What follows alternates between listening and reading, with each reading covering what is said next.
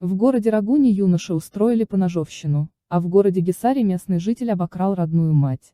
Как сообщает пресс-центр Министерства внутренних дел Таджикистана, в ОМВД города Рагуна обратился 19-летний местный житель. Юноша заявил, что накануне днем, на территории поселка Обигарм подвергся нападению 18-летнего и 17-летнего жителей городов Рагун и Душанбе.